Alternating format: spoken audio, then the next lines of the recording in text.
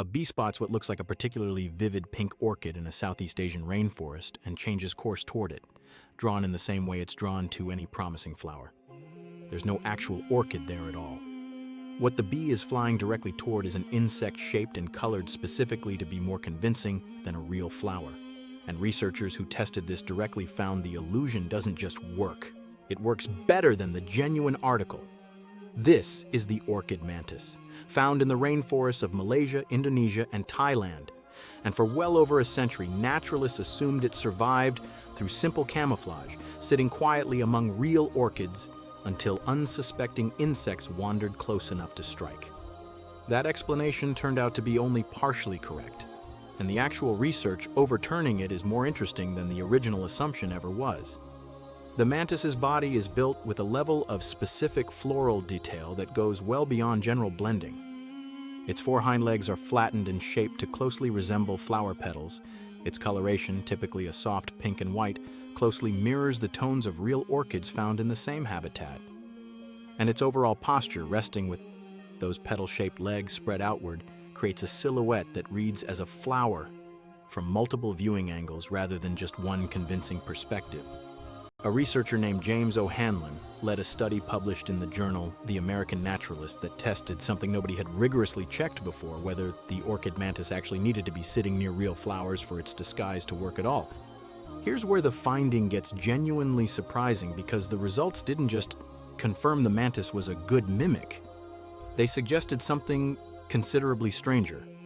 O'Hanlon's team found that pollinating insects were drawn to orchid mantises at rates equal to, or in some conditions, significantly higher than their attraction to real flowers of similar size and color in the same environment. And critically, the mantis attracted this level of interest even when positioned away from any actual flowers nearby, relying entirely on its own body shape and coloration rather than borrowed camouflage from surrounding vegetation. In other words, the orchid mantis isn't simply hiding among flowers and hoping to go unnoticed. It's functioning as a more effective visual lure than the real flowers it's imitating, actively outcompeting them for pollinator attention rather than just blending into the background alongside them. Once prey commits to that approach, expecting nectar and instead finding a predator waiting in exactly the shape and color it was drawn toward, the mantis strikes using the same raptorial forelegs found across mantis species generally. A fast, precise grab that closes around the target almost the instant it comes within range. The strike itself isn't unusual for a mantis. What's unusual is everything that happened before it, an elaborate, specific visual deception engineered to draw prey involuntarily rather than simply waiting motionless for prey to wander past by chance. Young orchid mantis nymphs tend to display the most vivid, convincing coloration, closely matching the pink and white tones of the specific orchid species found in their environment, while coloration in older individuals can shift somewhat depending on diet, environment, and individual variation, though the core floral body shape remains consistent throughout the mantis's life.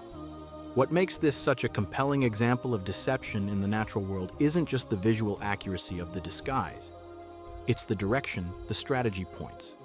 Most camouflage exists to help an animal disappear, becoming invisible against its surroundings so predators or prey simply don't notice it's there at all.